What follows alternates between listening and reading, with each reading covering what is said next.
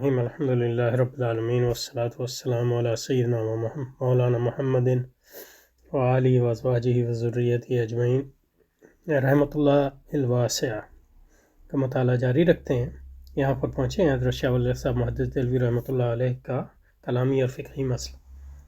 اب یہ مجھے نہیں پتہ کہ اس پہ کتاب کے آغاز میں بات کرنے کی کیا ضرورت تھی۔ یہ ہو سکتا ہے مطلب یہ ہے کہ یہ بحث کو جو ہے فریم، یعنی بحث سے پہلے جو ہے اس کے لیے اس کو فریم کرنا، یعنی نتیجہ بحث سے پہلے ہی ایک نتیجہ اخذ کر لینا۔ لیکن مطلب یہ ہے کہ پڑھتے ہیں اس کو اور دیکھتے ہیں کہ کیا فرماتے ہیں اس میں۔ لیکن یہ کہ حضرت شاہ ولی اللہ صاحب دہلوی کا جو کلامی اور فقہی مسلک ہے وہ ہمیں جب حجت اللہ البالغہ پڑھیں گے تو اسی سے واضح ہونا چاہیے۔ یعنی بہرحال اس کو پڑھتے ہیں اور اس میں یہ کہنا چاہتا ہوں کہ یہ مطلب یہاں پڑھنے کا مقصد میرا تو یہی ہے کہ یہ ویسے ہی ہے کہ میں اپنے گھر میں بیٹھ کے یعنی اپنے لیے پڑھ رہا ہوں، اور اس میں کسی اور کو فائدہ ہو سکتا ہے تو وہ اس میں اس لیے جو ہے میں اس کو ریکارڈ بھی کر رہا ہوں۔ اس سے زیادہ اس کی کوئی اہمیت نہیں، یعنی کسی تبلیغ کے مقصد یا اشاعت کے لیے نہیں۔ اور جو طالب علم نہیں ہیں ان کو اس مسئلے میں پڑھنے کی کوئی ضرورت نہیں ہے، یعنی ان کو دین کی بنیادی باتیں سیکھنی چاہیے۔ حجت اللہ البالغہ ان کے پڑھنے کی کتاب نہیں ہے، یہ کتاب اسی وقت پڑھی جاتی ہے جب بنیادی دینی علوم حاصل کیے جائیں۔ بہرحال تو یہ زیادہ سے زیادہ اس کی یہ ہے کہ طالب علم اور جو علماء اکرام کے سامنے گزارشات ہیں ایک طالب علمانہ۔ کلامی اور فقہی مسلک۔ حضرت مسند الہند حضرت شاہ ولی اللہ رضی اللہ تعالیٰ عنہ محدث دہلوی کے بارے میں اصحاب ظواہر۔ اب آپ کو پتہ ہے کہ دیوبندیوں اور اہل حدیث کی ہمارے یہاں پرانی لڑائی ہے، تو اس میں دونوں جانب سے جو ہے بڑی کوتاہیاں ہیں اور انصاف نہیں ہوتا دونوں جانب سے۔ حالانکہ علماء ہیں دونوں جانب، لیکن یہ کہ خاص طور پہ دیوبندی تو اب جو ہے میجورٹی میں ہے۔ تو بات یہ ہے کہ شاہ ولی اللہ دونوں گروپ جو ہیں دیوبندی بھی اور اہل حدیث بھی بنیادی طور پہ شاہ ولی اللہ کی تحریک سے ہی نکلے، اور اس لیے جو ہے ہر کوئی یہی دعویٰ کرتا ہے کہ شاہ ولی اللہ ہمارے ساتھ ہے۔ لیکن یہ کہ ائمہ اور مجتہدین کا کلام کوئی حجت نہیں ہو سکتا آپ کے لیے، یعنی آپ ائمہ کے کلام کے لیے تو حجت تلاش کر سکتے ہیں، لیکن ان کا کلام آپ کے لیے حجت نہیں ہو سکتا۔ ان کا کلام انہی کے لیے حجت ہے۔ آپ جو بھی پوزیشن اختیار کریں اس کے لیے آپ اپنی دلیل لائیں۔ شاہ اللہ چاہے حنفی تھے یا نہیں تھے، یا اہل حدیث تھے یا نہیں تھے، اس سے کوئی فرق نہیں پڑتا کہ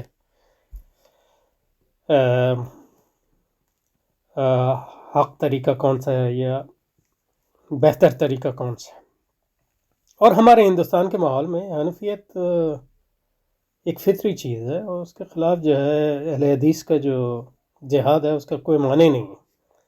لیکن یہ ہے کہ ہمارے دیوبندی حضرات کو بھی ذرا ہاتھ جو ہے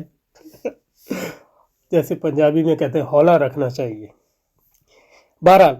مسند الہند حضرت شاہ ولی اللہ صاحب محدث دہلوی رحمۃ اللہ کے بارے میں اصحاب ظواہر یعنی غیر متقلدین۔ اب اگر آپ یعنی اب مجھے یہ نہیں پتا اصحاب ظواہر سے ان کی یہ کیا مراد ہے، ظاہری مذہب مراد ہے، یا اگر ظاہری مذہب مراد ہے تو ظاہری مذہب تو ایک معتبر مذہب ہے اہل سنت کا۔ تو پھر اس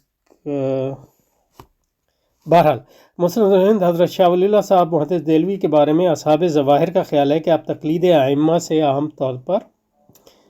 اور حنفیت سے خاص طور پر بیزار تھے۔ ان کے خیال میں شاہ صاحب مسلک اہل حدیث پر تھے، یعنی غیر مقلد تھے۔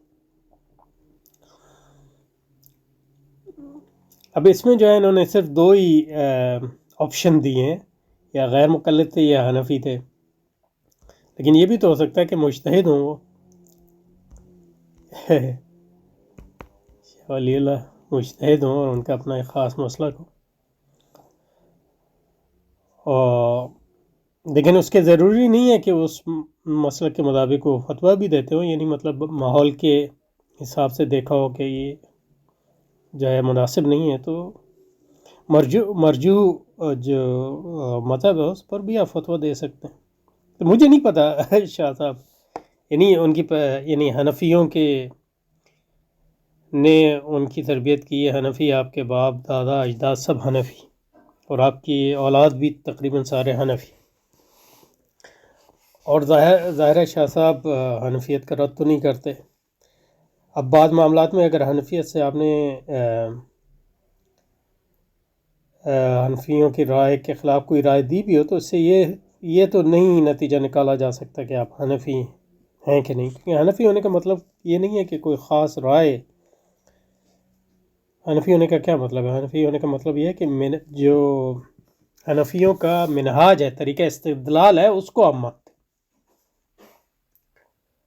اگر آپ اس کو عموماً مانتے ہو تو آپ حنفی ہیں، یعنی ایک عالم کی حیثیت سے۔ اور باقی مقلدین کے لیے حنفی ہونا یا اہل حدیث ہونا یہ ایک اصطلاحی بات ہے، ورنہ مطلب ایک مقلد کے لیے کیا معنی رکھتا ہے حنفی ہونا یا شافعی ہونا؟ ایک مقلد تو جس عالم سے وہ پوچھ رہا ہے اس کا مقلد ہے وہ، ہاں اس عالم جو آپ کو فتویٰ دے رہا ہے وہ ہو سکتا ہے حنفی ہو، شافعی ہو، وغیرہ وغیرہ۔ بہرحال یہ ابتدائی بات تھی، تو آگے چلتے ہیں انشاءاللہ۔ اچھا جی، چنانچہ وہ اپنا انتساب آپ کی طرف کرتے ہیں۔ ان کے خیال میں شاہ صاحب مسلک اہل حدیث پر تھے، یعنی غیر مقلد تھے۔ ہمارے ہاں ہندوستان میں غیر مقلدین کو اہل حدیث کہا جاتا ہے، اور اس میں اور اہل الحدیث میں فرق ہے، یعنی اہل الحدیث تو مطلب امام بخاری یعنی یہ لوگ ہیں اصل جو علم حدیث کے ائمہ ہیں، ان کو اہل الحدیث کہتے ہیں۔ لیکن ہمارے جو اہل حدیث کہلائے جاتے ہیں ان کا مقصد یہ ہوتا ہے کہ وہ حدیث سے ڈائریکٹ احکام اخذ کرتے ہیں، دعویٰ کرتے ہیں بہرحال۔ چنانچہ وہ اپنا انتساب آپ کی طرف کرتے ہیں، اس لیے مناسب معلوم ہوتا ہے کہ اس موقع پر کچھ گفتگو ہو جائے۔ اب یہ عجیب بات ہے کہ شروع اہل حدیث سے کیا، اور لیکن یہ کہ اگلی فصل جو ہے وہ کلامی مسائل کے بارے میں ڈالی، حالانکہ اس کا جو ہے اہل حدیث اور دیوبندی جھگڑے سے کوئی خاص تعلق نہیں ہے، کلامی،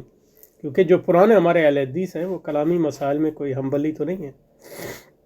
یا سلفی بھی نہیں ہے ان معنوں میں۔ اور اب یعنی سعودی عرب کے اثر سے اہل حدیث کے ہاں جو ہے بہت، یعنی پرانا جو اہل حدیث جو شاہ ولی اللہ کے شاگردوں ان کے متبعین کا طریقہ تھا، اہل حدیث کا طریقہ تھا، پرانے اہل حدیث کا، وہ اس قسم کا نہیں تھا جو آج کل ہو گیا سب، اور اس میں سعودی عرب کا جو کرپٹنگ انفلوئنس ہے اس کا بڑا اثر ہے۔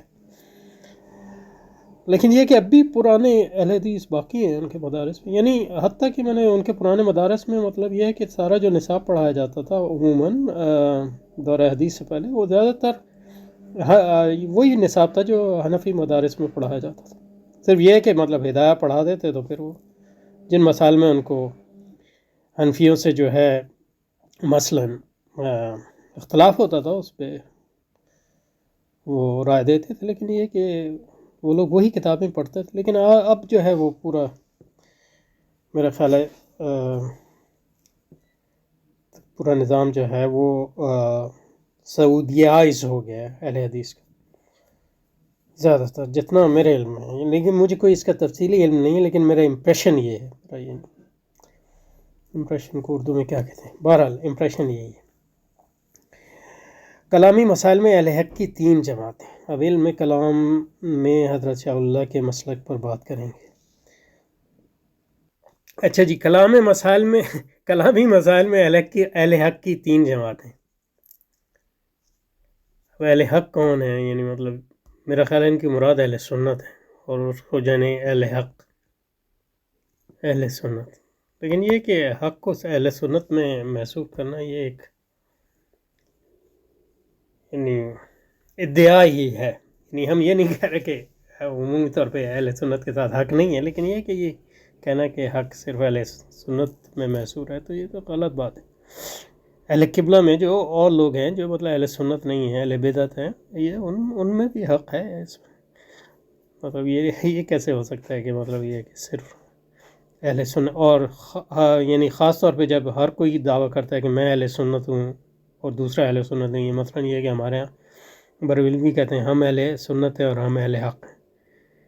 اور دیوبندی یہ یعنی اہل سنت نہیں ہے۔ دیوبندی کہتے ہیں ہم اہل سنت ہیں اور اہل حق ہیں، اور بریلوی جو ہیں وہ اہل بدعت ہیں۔ یہ مطلب یہ ہے کہ یہ کہنا چاہیے کلام اصل میں اہل سنت کی 3 جماعتیں نہیں ہیں۔ جماعتیں بھی یہ صحیح لفظ نہیں ہے میرا خیال، مذاہب 3، یہ مذاہب ہے، یہ نہیں منہاج، مذاہب، جماعتیں نہیں ہیں۔ مذاہب کی بنیاد پہ جماعتیں بھی بن جاتی ہیں، لیکن وہ مذہب ہے، جیسے مطلب مذہب حنفی، مذہب شافعی، مذہب حنبلی، مذہب مالکی اور دوسرے مذاہب جو اب یعنی مذہب ظاہری 5واں مذہب ہے۔ تقریباً 10 کے قریب اہل سنت کے فقہی مذاہب ہیں، 10 سے بھی زیادہ ہیں، لیکن یہ کہ جو 4 یہ 5 ہیں یہ بچے ہیں، باقی زیادہ تر جو ہیں وہ مٹ گئے ہیں تقریباً۔ تو کلام مسائل میں اہل سنت کی 3 مذاہب ہیں، 3 مذاہب، میرے خیال میں تو 3 نہیں 4 ہیں تقریباً، اور اس سے بھی زیادہ ہو سکتا ہے، لیکن بنیادی 4۔ اشعری، یہ صحیح ہے، اشعری، اور سب سے بڑا اہل سنت کا جو آج مذہب ہے عقائد میں وہ اشعری ہی ہے، یعنی مذاہب کے اعتبار سے۔ ورنہ عدد کے اعتبار سے تو کیونکہ احناف عدد میں یعنی ہندوستان اور پاکستان اور بنگلہ دیش اور وسطی ایشیا اور ترکی اور افغانستان ان کو ملا لیں اور سینٹرل ایشیا، تو احناف کی تعداد اب مسلمانوں تقریباً آدھی ہی ہے میرا خیال میں۔ تو اس لحاظ سے مطلب عددی اعتبار سے تو احناف کیونکہ زیادہ ہے تو ان کا مذہب ماتریدی ہے، تو ماتریدی، لیکن یہ ہے کہ ویسے مطلب کیونکہ اشعریوں میں جو ہے یہ اشعری جو ہے تینوں مذاہب میں یعنی زیادہ تر شافعی اور مالکی تو آج کل اشعری ہیں، اور حنبلی اب اتنے اشعری نہیں ہیں، لیکن پہلے حنبلیوں میں بھی اشعری گزرے ہیں، لیکن حنبلیوں میں اتنے اشعری نہ پہلے تھے اور اب تو اتنے اشعری حنبلیوں میں نہیں رہے ہیں، کیونکہ ان کا اپنا ایک مذہب ہے، جیسے حنفیوں کا اپنا مذہب ہے، تو اس کو حنبلی مذہب کہہ سکتے ہیں، اور آج کل لوگ اس کو سلفی کہتے ہیں، لیکن وہ اصل میں حنبلی مذہب ہے، یا اس کو آپ اہل الحدیث کا مذہب کہہ سکتے ہیں، کیونکہ مطلب یہ کہ ائمہ حدیث کا مذہب بھی وہی تھا بہت سوں کا۔ لیکن یہ کہ یہ مذہب جو ہے، یہ تینوں جو مذاہب ہیں، اس سے پہلے جو مذہب یعنی تھا ائمہ کا، جیسے امام ابو حنیفہ اور امام مالک کا، وہ اصل میں سلفی مذہب ہے، یعنی یہ علم کلام کے مذاہب سے پہلے جو مذہب تھا تو وہ سلفی مذہب ہے، تو وہ چوتھا ہو گیا۔ تو وہ جو مثلا یہ ہے کہ آپ عقیدہ طحاویہ میں جس کو دیکھیں گے، یا ابن عبد البر کی کتابوں میں، یعنی اور دوسری یعنی پرانی مالکی کتابوں میں وہ عقیدے سے شروع کرتے ہیں، تو وہ زیادہ تر جو مذہب ہے وہ امام مالک کا مذہب ہے، وہ یا احناف کی کتابوں میں جیسے عقیدہ طحاویہ ہے وہ امام ابو حنیفہ اور ان کے اصحاب کا مذہب ہے، وہ ہے اصل میں سلفی مذہب، وہ عقلی تعویل سے پہلے جو مذہب تھا، اور وہی بنیادی طور پہ صحابہ کا مذہب بھی تھا، اور تابعین کا بھی مذہب تھا۔ اس کے بعد جب مطلب فلسفہ ہے تو یہ دوسرے یہ کلامی مذاہب، تو اس لحاظ سے کہہ سکتے ہیں کہ علم کلام میں جو اہل سنت کے مذاہب ہیں وہ 3 نہیں 4 ہیں۔ تو مذہب جو تو عقائد میں جو مذہب ہیں کو آپ سکتے ہیں قبل از کلام مذاہب اور بعد از کلام۔ قبل از کلام جو مذہب ہے اس کو آپ سلفی مذہب کہہ سکتے ہیں، کیونکہ وہ سلف کا مذہب ہے، یعنی سلف امت کا مذہب ہے، صحابہ کا اور تابعین کا، اور اس کو آپ کو ملے گا یہ نہیں مطلب یہ کہ، اور ائمہ مجتہدین کا مذہب ہے، عقیدہ طحاویہ میں ملے گا، یا ابن عبد البر کی کتابوں میں ملے گا۔ کون سی کتاب ہے وہ مشہور ابن عبد البر کی جو کہ، اور یا مطلب مالکیوں کی زیادہ تر جو کتابیں ہوتی ہیں فقہ میں، اوائل جو مالکی ہیں، یعنی جو متاخرین ہیں تو وہ تو سارے اشاعرہ ہیں، جیسے اب مطلب یہ ہے کہ ابن عاشر پڑھیں تو وہ اس میں جو عقیدہ ہے وہ اشریوں کا عقیدہ ہے، لیکن ابن عبد البر وہ مطلب ائمہ میں سے ہیں ان کے مالکیوں کے، ان کی جو کتابیں ہیں ان میں اس کی شروع میں جو باب ہے ان کی فقہ کتابوں میں، وہ جو عقائد دیتا ہے وہ امام مالک کے عقائد ہیں، وہ سلفی عقائد ہیں، یعنی تعویل سے پہلے کے عقائد۔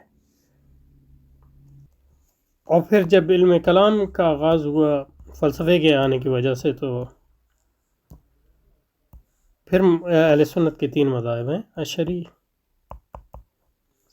سب سے قدیم مذہب ہے، ماتریدی، اور بڑے بڑے ائمہ اشعری ہیں، مثلا یہ کہ یعنی مطلب ابن حجر عسقلانی اور امام نووی وغیرہ وغیرہ، ماتریدی، اور پھر حنبلیوں کا اپنا حنبلی مذہب، اس کو سلفی بھی کہتے ہیں، اور لیکن یہ کہ جیسے کہ ہم نے کہا یہ تو سارے سلفی ہیں ان معنوں میں، لیکن اگر آپ کو سلفی کہنا ہی ہے تو اس مذہب کو کہنا چاہیے جو عقائد سے پہلے کا، جو ائمہ مجتہدین کا مذہب تھا۔ بہرحال اچھا جی، تو علم کلام یعنی عقائد کے بارے میں اشاعرہ وہ حضرات ہیں جو شیخ ابو الحسن علی اشعری، امام ابو الحسن علی اشعری، ابو الحسن اشعری رحمۃ اللہ علیہ کی پیروی کرتے ہیں۔ امام ابو الحسن اشعری چونکہ شافعی تھے، صرف شافعی نہیں تھے، شافعیوں کے ائمہ میں سے ہیں، اور محدث بھی ہیں بہت بڑے، اور امام قرات بھی ہیں، اور وغیرہ وغیرہ، یعنی بہت بڑے امام ہیں، کم از کم اسی درجے کے امام ہیں، اس سے اونچے نہ تو، یعنی شاہ اللہ بھی اونچے درجے کے امام ہیں، اس میں کیا شک ہے، اس لیے کہ یہ مکتب شوافع میں مقبول ہوا، یعنی حضرات شوافع عام طور پر کلامی مسائل میں اشعری ہوتے ہیں۔ اب یہ نہیں پتہ شوافع یہ جو جمع بنائیے یہ مستعمل ہے کہ نہیں ہے، یہ یہ صحیح نہیں ہے، شوافع میں مقبول ہوا، شوافع میں تو ہے، اس میں کوئی شک نہیں، لیکن مالکیوں میں بھی متاخرین مالکی جو ہیں سارے اشعری ہیں، اور حتیٰ کہ مطلب یہ ہے کہ ایون یعنی مالکیوں میں سے بہت بڑے بڑے ائمہ ہوئے ہیں اشاعرہ کے، جیسے امام باقلانی، یعنی بہت بڑے امام ہیں اشاعرہ کے، وہ مالکی ہیں، اور یعنی امام اشعری کے بعد جو ہے اگر حقیقت میں اشاعرہ کے جو بڑے امام ہیں یعنی اشعری فکر میں کلامی مسائل میں، وہ امام باقلانی ہیں، بہت بڑے امام۔ اچھا جی، اور حنبلیوں میں بھی اشاعرہ ہوئے ہیں لیکن اتنے نہیں، اور بعد میں کیونکہ حنبلیوں میں بہت بڑے بڑے ائمہ پیدا ہوئے، جیسے مطلب یہ شیخ الاسلام ابن تیمیہ اور ابن قیم، اور بعد میں مطلب یہ ہے کہ صابونی، اور اس سے پہلے بربہاری، اور یعنی کلام میں، اور دوسرے، تو اس وجہ سے یعنی ان کا اپنا ایک طریقہ بن گیا۔ اور اشعری اور حنبلی علم کلام بنیادی فرق یہ ہے کہ اشعریوں کے لیے جو یعنی عقائد میں فرق نہیں ہے، ظاہر ہے، گو کہ اس کا عقیدے کا فرق لوگ قرار دیتے ہیں، اور بڑے جھگڑے ہیں آج بھی ماشاءاللہ،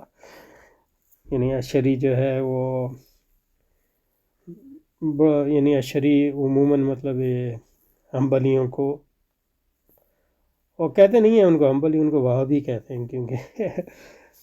یعنی دعویٰ یہ کرتے ہیں کہ یہ حنبلی نہیں ہے اصل میں، حنبلیوں کو مجسمہ کہتے ہیں، اور حنبلی جو ہیں ان کو شافعیوں کو یا اشاعرہ کو معطلہ کہتے ہیں، اور ماتریدیوں کو بھی. لیکن الحمدللہ ہمارے ہاں وہ جھگڑے نہیں ہیں کلامی جھگڑے ماشاء اللہ، ہمارے یہاں دوسرے جھگڑے ہیں. ماتریدیہ وہ حضرات ہیں جو امام ابو منصور ماتریدی رحمۃ اللہ کی پیروی کرتے ہیں. امام ماتریدی چونکہ حنفی تھے اس لیے یہ مکتب فکر احناف میں مقبول ہے. احناف عام طور پر کلامی مسائل میں ماتریدی ہوتے ہیں. اشاعرہ اور ماتریدی میں زیادہ فرق نہیں ہے، یہ صحیح ہے. اور ان میں جو مسائل میں فرق ہے وہ بنیادی فرق نہیں ہے، سب فروعی ہے. اب یہ کہہ رہے ہیں فروعی غیر اہم، تو مجھے نہیں پتہ فروعی کا غیر اہم کیسے فروعی ہے، یعنی یہ بنیادی نہیں ہے. ورنہ مطلب یہ ہے کہ آپ ہمارے ہاں سارے جھگڑے ہی فروعی مسائل پہ ہیں. اب ہو سکتا ہے فروعی یہاں اردو زبان کے اس لحاظ سے استعمال کیا ہو، کیونکہ حقیقت میں یہاں جو ہے وہ بنیادی جو کر رہے ہیں قال استاد علم ان الشیخ ابو الحسن عشری امام و اہل سنہ ومقدمهم ثم الشیخ ابو المنصور الماتریدی وان اصحاب الشافعی واتباع تابعون له اہل ابی الحسن العشری فی الاصول یعنی فی العقائد وللشافعی فی الفروع. تو فروع سے یہاں مراد جو ہے فقہ، یعنی حالانکہ فقہ مطلب ساری فقہ غیر اہم کیسے ہو سکتی ہے. تو ہو سکتا ہے وہ اردو زبان کے استعمال کے لحاظ سے فروعیہ کا ہو، لیکن یہ کہ بہرحال جو ماتریدیہ اور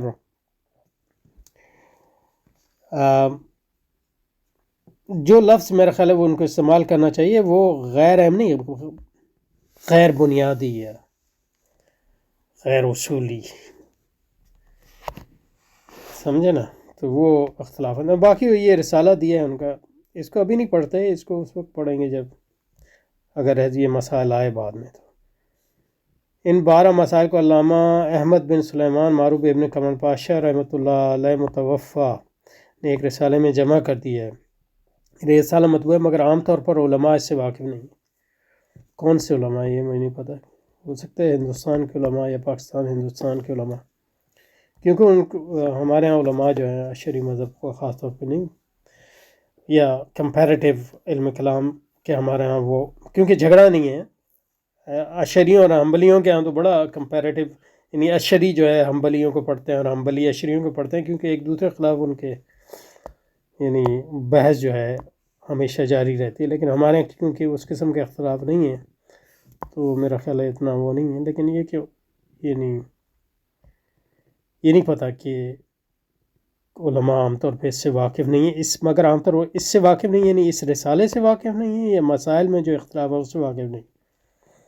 اس لیے وہ رسالہ ذیل میں بعین ہی دیا جاتا ہے تاکہ وہ علماء تک پہنچ جائے. میرا خیال ہے اس سے مراد بر صغیر کے علماء ہیں، ورنہ مطلب یہ ہے کہ بہرحال. اچھا جی، دوسرا مذہب جو ہے وہ ہے ماتریدیوں کا. تو ماتریدی اور اشاعرہ جو ہے ان کے مذاہب میں زیادہ فرق نہیں ہے. اشاعرہ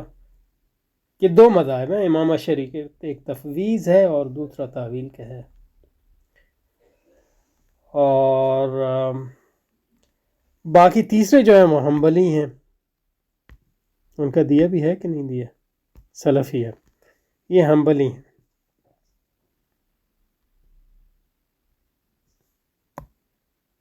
یعنی ان کو حنبلی کہنا چاہیے، سلفی نہیں کہنا چاہیے. حالانکہ وہ خود اپنے آپ کو سلفی کہتے ہیں اس لیے کہ وہ سمجھتے ہیں کہ وہی حق ہیں. وہ حضرات جو صفات خداوندی کی تعویل کے عدم جواز میں حضرت امام احمد بن حنبل کے مسلک پر ہیں، تو یہ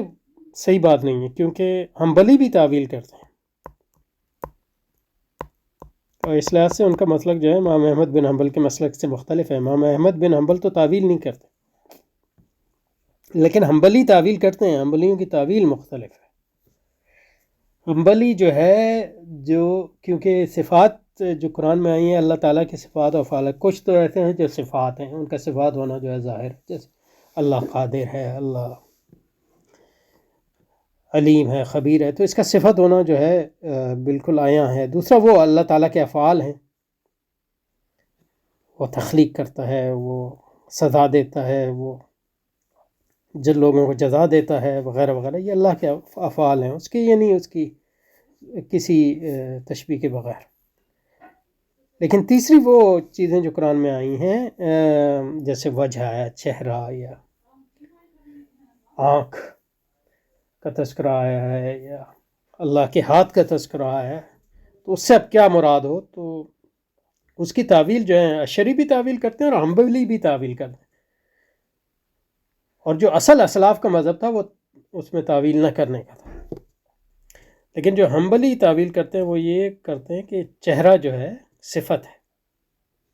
تو اس لیے ان کو مجسمہ، یعنی غلط ہوں یا صحیح ہوں، ان کو مجسمہ کہنا تو بالکل ہی غلط ہے، کیونکہ وہ اللہ تعالیٰ وہ چہرے سے مراد جو ہے عضو نہیں لیتے، وہ کہتے ہیں کہ چہرہ صفت ہے اللہ کی۔ اب اس کا صفت ہونا ظاہر نہیں ہے، لیکن یہ بھی ایک تعویل ہے، تو اس لیے یہ کہنا کہ حنبلی یا سلفی جن کو کہہ رہے ہیں وہ خداوند کی تعویل، ہاں ان کا دعویٰ یہ ہے کہ وہ تعویل نہیں کرتے، لیکن ابن تیمیہ بھی تعویل کرتے ہیں، حنبلی بھی تعویل کرتے ہیں۔ یہ ہے کہ ان کی تعویل جو ہے وہ مختلف ہے دوسرے لوگوں سے، یعنی مطلب یہ ہے کہ وہ کہتے ہیں کہ یہ ساری صفات ہیں۔ وہ حضرات ہیں جو صفات خداوندی کے عدم جواز میں حضرت امام احمد بن حنبل وغیرہ کے مسلک پر ہیں، چونکہ صفات کے تعلق میں یہ ذوق اسلاف کرام کا تھا۔ یہ صحیح نہیں ہے، کیونکہ اسلاف کرام تو تعویل کرتے ہی نہیں تھے۔ سلف نے یہ تو نہیں کہا کہ چہرہ جو ہے صفت ہے اور ہاتھ صفت ہے، حنبلی یہ کہتے ہیں، یعنی یہ جو موجودہ جن کو آپ سلفی کہتے ہیں۔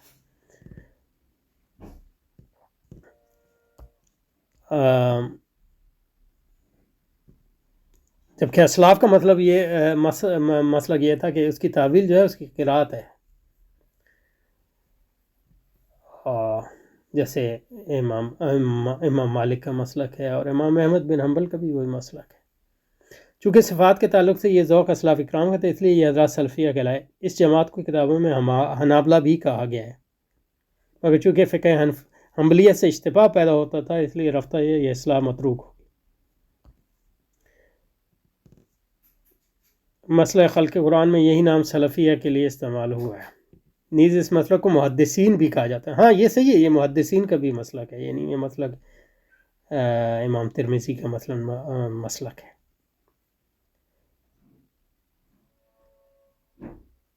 لیکن یہ امام مالک کا یہ مسلک نہیں ہے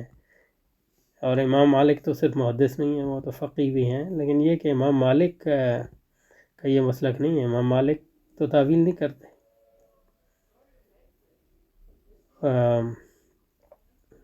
وہ تو کہتے ہیں لا کیف ولا معنی، اور اس کی تعویل جو ہے اس کی قرات ہے۔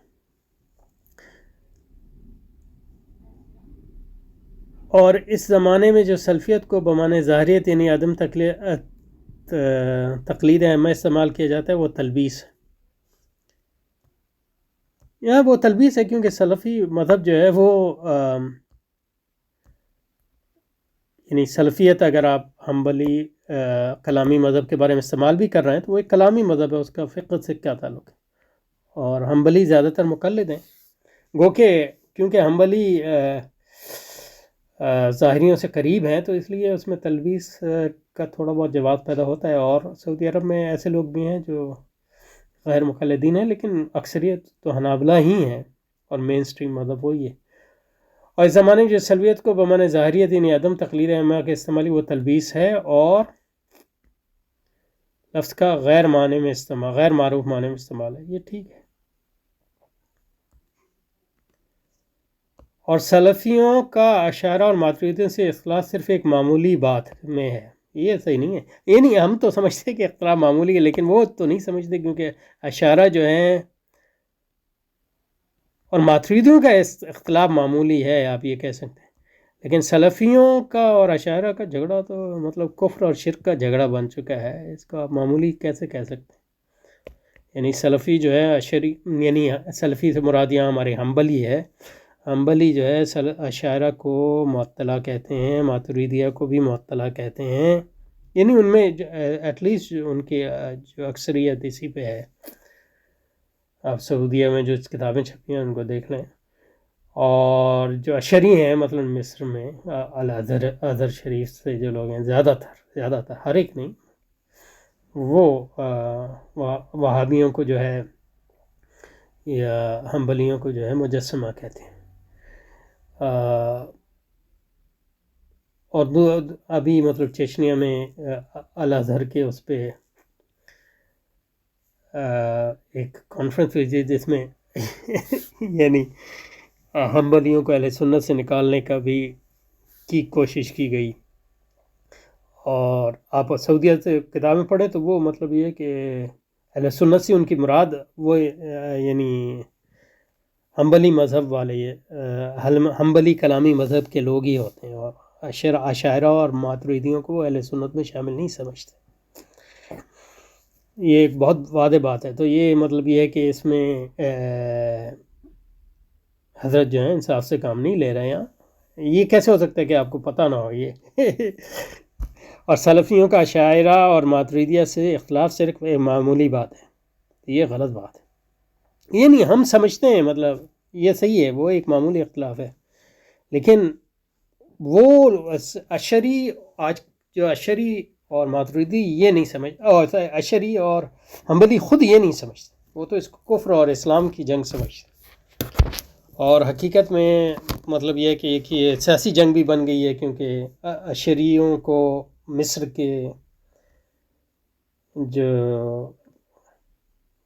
ظالم حکمران ہیں وہ استعمال کرتے ہیں، اور اردن کے اور شام کے جو حکمران ہیں یہ ان کو استعمال کرتے ہیں اپنے سیاسی مقاصد کے لیے، اشری علماء کو۔ اور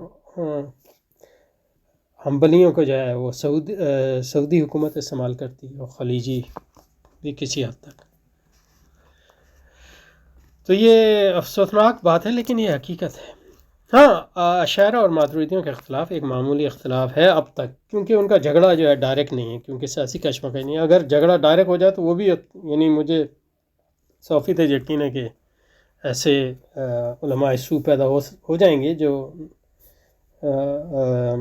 اس کو بھی ایک ایمان اور کفر کی جنگ بنا دیں گے۔ حسبنا اللہ و نعم الوکیل۔ تو سلفیوں کا عشائرہ اور ماتریدیہ سے صرف اختلاف صرف ایک معاملہ، اور یہ کہ صفات متشابہات یعنی اللہ کا عرش پر بیٹھنا اور اللہ کا ہاتھ ہونا وغیرہ کی تعویل جائز ہے یا نہیں۔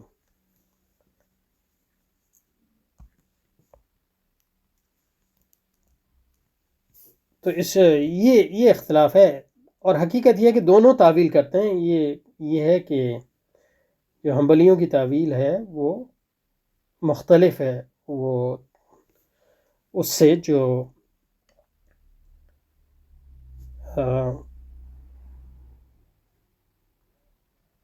اشریوں کی تعویل ہے، یعنی اشری جو ہیں ید سے ہاتھ مراد نہیں لیتے، بلکہ اس سے یعنی قوت، مثلا قوت مراد لیتے ہیں۔ لیکن یہ کہ حنبلی بھی اس کی تعویل کرتے ہیں اور کہتے ہیں کہ ہاتھ جو ہے صفت ہے اللہ کی۔ تو یہ بھی ایک تعویل ہے، کیونکہ ہاتھ کیسے صفت ہو سکتی ہے تو وہ تعویل اس لیے کی کہ وہ تجسیم کی طرف نہیں جانا چاہتے، تو اس لیے ان کو تجسیم مجسمہ کہنا غلط بات ہے۔ آپ ان کی تعویل کو نہ بھی قبول کریں تو ان کو مجسمہ کہنا غلط ہے۔ لیکن یہ کہ جب بات یہ ہے کہ جب مناظرہ بازی ہوتی ہے ایک دوسرے سے، تو پھر یہ ایک فطری بات ہے کہ لوگ ایکسٹریم پوزیشن اختیار کرتے ہیں۔ مثلا یہ کہ اشری تعطیل کی طرف اور گھس جاتے ہیں، اور جو حنبلی ہیں وہ تجسیم کی طرف گھس جاتے ہیں۔ جیسے ہمارے یہاں مثلا یہ ہے کہ یعنی لوگ جو ہے رسول پاک کو موضوع بحث بناتے ہیں، تو پھر جو ہے یہ ایک فطری بات ہے۔ حالانکہ کوئی مسلمان کیسے سوچ سکتا ہے کہ وہ رسول پاک کی جو ہے بے حرمتی کرے گا، لیکن یہ کہ بے حرمتی ہو جاتی، کیونکہ جب آپ جھگڑے کریں گے، جھگڑے کا کسی چیز کو موضوع بنائیں گے، تو پھر ایکسٹریم پوزیشنز کی طرف جانا ایک یعنی جیسے مثلا یہ ہے کہ اب امام ابن تیمیہ نے شیعوں کے خلاف لکھا، تو لوگوں نے ان پہ نسب کا الزام لگایا، اور ان کی باتوں میں یعنی نسب ہے، لیکن یہ کہ وہ ان کا عقیدہ نہیں ہے، وہ بحث کا نتیجہ ہے، اور اس میں بہت سے جواب الزامی ہیں وغیرہ وغیرہ، اور بحث کی حدت اور شدت میں ایسے باتیں جو ہیں نکل جاتی ہیں، لیکن یہ ہے کہ وہ آپ کا عقیدہ نہیں ہے، نصب ناؤذ باللہ۔ لیکن یہ ہے کہ جب آپ اس جھگڑے پڑیں گے شیعہ سنی کی، تو ایک جو شیعہ ہے وہ اپنے رفت میں جو ہے ایکسٹریم ہو جائے گا، اور جو سنی ہے وہ نصب کی طرف جانے کا اس کو خطرہ تو کم از کم ہو گئی۔ تو یہ ایک افسوسناک بات ہے، جب یہ مطلب یہ ہے کہ مذاہب جو ہیں جھگڑوں کی آماجگاہ بن جاتے ہیں، حالانکہ مذاہب جو ہیں وہ تو اسکول آف تھاٹس ہیں، اور علماء کا کام ہے، اور جو اصل اختلاف ہے وہ مسائل پہ نہیں، اصل اختلاف منہاج کا ہے، اس پہ بات کرنی چاہیے، اس پہ بہت کم لوگ بات کرتے ہیں۔ اور اصل میں جو منہاج کا اختلاف ہے وہ یہ ہے، اب منہاج کے لحاظ سے دیکھا جائے تو مطلب یہ کہ جو علم کلام ہمارے یہاں آئے ہے، یہ ماتریدی ہو گئے، اشعری ہو گئے، حنبلی ہو گئے، تینوں، یہ اس لیے آیا کہ اسلام کے دفاع کی ضرورت پیش آئی فلسفے کے مقابلے، جب مسلمانوں میں معتزلہ فلسفے سے متاثر ہوئے اور فلسفی بھی، ان کے خلاف امام اشعری اٹھے، اور پھر ماتریدی، پھر حنبلی آئے۔ اب ان دونوں اسکول میں بنیادی فرق عقائد کا نہیں ہے، یہ تمام اہل سنت اس لیے ہیں کہ ان کے عقائد ایک ہی ہیں، تمام لوگ صفات کو مانتے ہیں، اللہ کی صفات کو، جو قرآن اور حدیث میں ہیں، لیکن ان کے فہم میں جو ہے وہ اختلاف ہے۔ وہ اختلاف کسی دینی وجہ سے نہیں ہے، بلکہ ان کے فلسفیانہ منہج کی وجہ سے، اور بنیادی طور پہ جو منہج ماتریدی اور اشعریوں کا ہے وہ یونانی فلسفہ ہے، اور خاص طور پہ اس کے ارسطو کا فلسفہ، ارسطو کی منطق اور اس کا بنیادی فلسفہ، اور اس کی روشنی میں جو ہے پھر وہ صفات باری تعالیٰ کو سمجھنے کی کوشش۔ جبکہ حنبلیوں کا جو منہاج ہے وہ بھی یعنی یونانی، سریانی، عرب فلسفیانہ ٹریڈیشن سے ہے، لیکن وہ تجربی، وہ غیر ارسطاطالیسی منہاج ہے، اور زیادہ تر تجربی منہاج ہے، اس کو امپیریکل میتھڈ کہتے ہیں، یعنی ان کا عقل کا جو تصور ہے، اور اس میں امام ابن تیمیہ کا کام جو ہے وہ اہم ہے، لیکن دوسرے حنبلی ائمہ کا کام بھی اس میں ہے۔ وہ زیادہ تر یعنی ان میں فرق یہ ہے کہ ماتریدی اور اشعری جو ہیں یہ یعنی ریشنلسٹ ہیں، اگر آپ فلسفیانہ اعتبار سے ان کا منہاج جو ہے ریشنلسٹ منہاج، اور جو حنبلیوں کا منہاج ہے وہ تجربی منہاج ہے، اور اس کی بنیاد پہ فہم صفات باری تعالیٰ میں ان کا فرق جو ہے آتا ہے، یہ منہاج کا فرق ہے۔ تو اس پہ انشاءاللہ بات جاری رکھیں گے، یہاں پہ ختم کرتے ہیں، لیکن یہ کہ متن کی طرف دوبارہ جاتے ہیں تاکہ دیکھیں کہاں پہ رکنا جائے۔ سلفیوں کے نزدیک تعویل ناجائز ہے، جیسے میں نے کہا یہ صحیح نہیں ہے میرے نزدیک، کیونکہ سلفی بھی تعویل کرتے ہیں، یعنی حنبلی بھی، یہ ہے کہ ان کی تعویل مختلف ہے، اور باقی دونوں مکاتب کے نزدیک تعویل جائز ہے، اور دونوں مخاطب یعنی جیسے کہ میں نے کہا اشعریوں کے ہاں، اشعریوں کے دو مذاہب ہیں، ایک تفویض اور دوسرا تعویل، اور حنبلی بھی تعویل کے قائل ہیں، گو کہ ان کی تعویل جو ہے مختلف ہے اشعریوں، چنانچہ حنابلہ قرآن کریم کو جو اللہ کی صفت کلام مطلقاً بلا تعویل قدیم کہتے ہیں، یہ بھی صحیح نہیں ہے، کیونکہ مثلاً امام ابن تیمیہ کے ہاں کلام نوعی اور کلام احاد کا جو تفریق ہے وہی وہ تفریق ہے جو مطلب اشعریوں کے ہاں کلام نفسی اور کلام حادث کی ہے، اور اشاعرہ اور ماتریدیہ کلام نفسی کی تعویل کرتے ہیں، اس کو قدیم کہتے ہیں، تو امام ابن تیمیہ اسی کلام نفسی کو کلام نوعی کہتے ہیں، اور امام بخاری رحمۃ اللہ نے مسلم کے خلاف لفظی بالقرآن حادث کہہ دیا، تو حنابلہ نے جن کے سرخہ امام زہلی تھے ایک طوفان کھڑا کر دی، یہ سمجھ میں نہیں آیا کیا کہہ رہے ہیں، قانون مسلم حدیث کے خلاف لفظی بالقرآن قرآن اچھا یعنی کہ لفظی قرآن بالحادث کون سا قرآن؟ یعنی میں نے جو الفاظ لکھے ہیں تو وہ حادث ہیں، لیکن یہ کہ اس میں میرا خیال ہے شریعوں کا مسئلہ جو قرآن کے بارے میں جو شریعوں کا یعنی قرآن اللہ کا کلام ہے، اس میں اور اس لحاظ سے جو ہے وہ، لیکن جو اب ہم الفاظ لکھ رہے ہیں وہ تو ظاہر ہے ہم لکھ رہے ہیں، اور میں جو بول رہا ہوں اب وہ ظاہر ہے کہ میرے الفاظ ہیں ان معنوں میں، یعنی میرے منہ سے نکل رہے ہیں، لیکن کلام تو اللہ تعالیٰ ہی کا ہے ان معنوں۔ تو اس معاملے میں جو ہے قرآن کے بارے میں جو ہے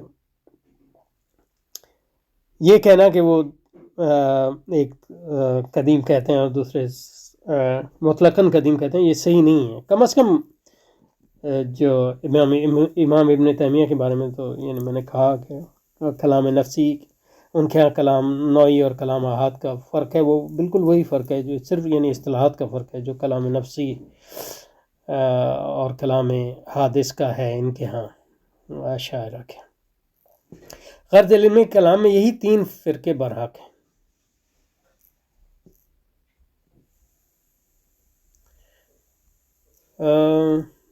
یعنی علم کلام میں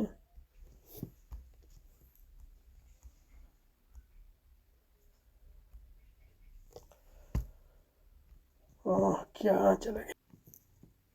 غرض علم کلام میں یہی 3 جماعتیں برحق ہیں۔ جیسے میں نے کہا یعنی اہل سنت کی 4 جماعتیں ہیں، 3 تو نہیں، اور 4 سے زیادہ بھی ہو سکتے ہیں، اور آج بھی ایسے لوگ ہیں جو